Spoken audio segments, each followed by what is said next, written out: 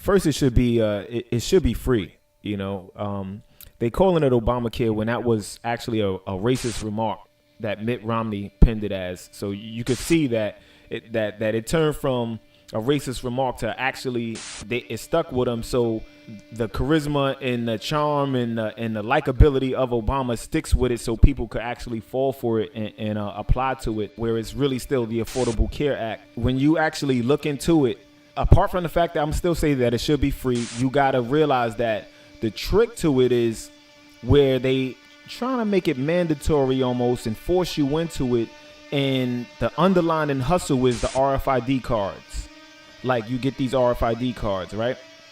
So now you got to think 20 years from now. Now you have an RFID card, a mandatory RFID card. Now, if I say those cards are no longer valid, the new way we doing it is the RFID implant, which a medical record on the RFID, but it's implanted in you. If you actually go through RFID footage, you'll see them saying, well, initially we just want to do it for medical. We want to put your medical records on your RFID, and so just in case you get sick or you fall out, all they got to do is scan it, and then they will know how to address whatever your medical concern is. But they want to put it on an RFID chip. And the way to usher you into that is by at least starting you off with the card and then say, you know what, people are losing the cards. So now that you're losing the card, how about this? How about we just implant it in you? And what are people going to say? Because now it's mandatory. So obviously you're going to have to get these chips. So it's a hustle, you know, and they're using Obama's name and his likability, whatever's left of it, to push people into these RFID tagging.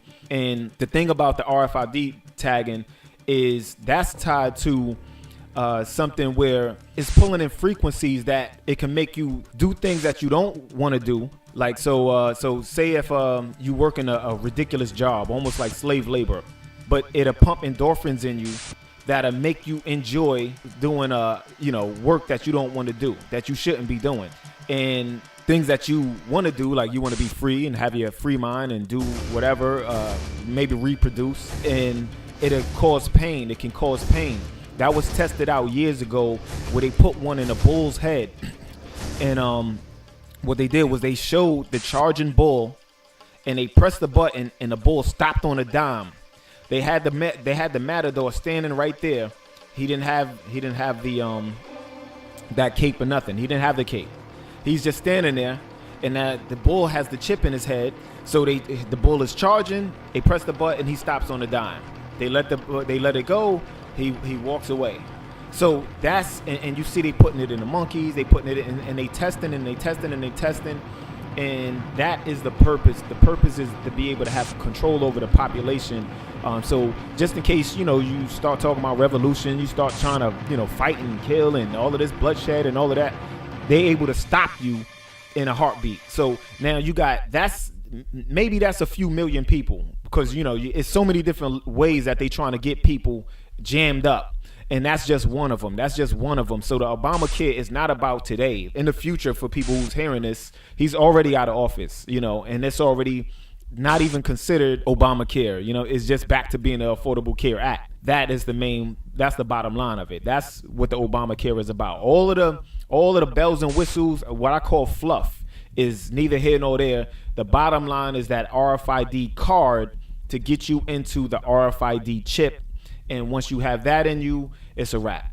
Another hustle with the RFIDs is with employment, with work, with job searches. When you start realizing that one of the things with a lot of the new buildings, and you see the security and what's going on, you can't go up in the elevator unless you have some type of digital card. You can't get in the building unless you have one of these scan cards. So little by little, it's going to be where the only way you get in is with this RFID technology. So even with work, they're trying to find a way where, whether it's shopping for food or to punch in for your work, they have it where they want you to have these cards, and little by little they're having people agree to these RFID cards, and if you get the chip, it'll just make it easier so you don't lose your card. And That's why right now you have to be able to say something right now. If you don't say something right now, then, or put legislation in place, then it's easy to do later. Like, because the children might not understand, what's going on. They might not understand how critical it could be. But right now for us, it's like so many generations that can help prevent these issues from happening and taking place. Pulsating magnetic fields. But in these experiments, there were no antenna implants. Any function in the brain, emotions, intellect, personality, could be perhaps modified by this non-invasive technology. Delgado's research has so far been limited to animals. But in the Soviet Union, a radio frequency, or RF device, has been used for over 30 years to manipulate the moods of mental patients.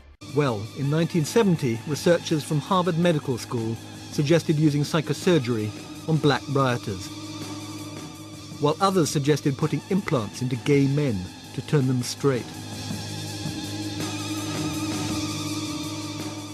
Ethical approval proved impossible. Funding for brain implant research fizzled out.